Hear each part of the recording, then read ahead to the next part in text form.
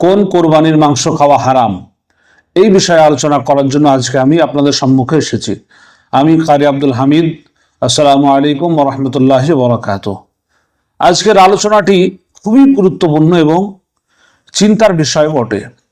আমরা সবাই জানি যে কোরবানি একটি মহান ইবাদত, কিন্তু সব কোরবানি কি আল্লাহর কাছে গ্রহণযোগ্য? সব কোরবানির মাংস কি খাওয়া জায়েজ? উত্তর হলো যে না। যে কোরবানি হারাম উপার্জনের টাকায় করা হয়, সেই কোরবানি কবুল হওয়ার ব্যাপারে ভয়ঙ্কর আশঙ্কা রয়েছে। ভাবুন তো, কেউ সারা বছর সুদ, ঘুষ, প্রতারণা, মানুষের হক নষ্ট করে টাকা উপার্জন করলো, তারপরে সেই টাকা দিয়ে বড় পশু কিনে কোরবানি দিল, মানুষকে মাংস খাওয়ালো, ছবি তুললো, বাহবা নিল। সত্যি সে কোরবানিটা হলো? আল্লাহ তাআলা কি সে কোরবানি কবুল করবেন? ইসলাম আমাদের শিখিয়েছেন যে আল্লাহ তাবারক ওয়া তাআলা খুদ নিজে পবিত্র, তিনি শুধু পবিত্র জিনিসই গ্রহণ করেন। কোরবানির উদ্দেশ্যে শুধু পশু জবাই করা নয়, বরং তাকওয়া, আল্লাহ ভীতি ও হালাল জীবনের শিক্ষা দেওয়া হয়। পবিত্র কোরআনে আল্লাহ তাবারক ওয়া তাআলা বলেন যে আল্লাহর কাছে পৌঁছায় না পশুর গোশত বা রক্ত, তাহলে কি পৌঁছায়? পৌঁছায় শুধু তোমাদের তাকওয়া, অর্থাৎ বাহ্যিক প্রয়োজন নয়, অন্তরের সততা ও হালাল উপার্জনই আসল।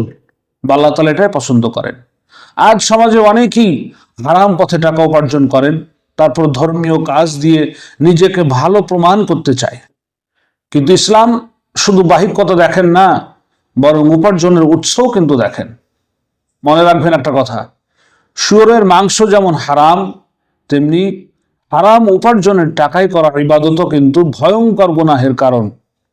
মনে রাখবেন, শুধু কি খাচ্ছি তা নয়, কিভাবে উপার্জন করছি সেটাও কিন্তু দেখা অত্যন্ত জরুরি। হালাল রুজি কম হলেও তাতে বরকত আছে, আর হারাম রুজি বেশি হলেও তাতে শান্তি নেই। আল্লাহ তাবারক ওয়া তাআলা আমাদের সকলকে, আপনাকে আমাকে হালাল উপার্জন করার তৌফিক দান করে। সকলে বলি আমিন। আল্লাহ তাবারক ওয়া তাআলা আপনাকে আমাকে হালাল টাকার মাধ্যমে আল্লাহর রাস্তায় কুরবানি দেওয়ার জন্য তৌফিক দান করেন, এবং আল্লাহ তাবারক ওয়া তাআলা হারাম থেকে বেঁচে থাকা এবং হালাল রুজি ভক্ষণ করার তৌফিক দান করেন। সকলে বলি আমিন।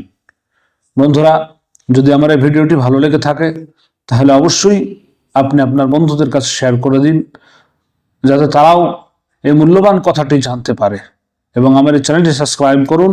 আগামীতে আরো সুন্দর সুন্দর ইসলামিক ভিডিও আপনাদেরকে উপহার দেওয়ার জন্য যখনই আমি আপলোড করব, সর্বপ্রথম আপনার কাছে যেন পৌঁছে যায়।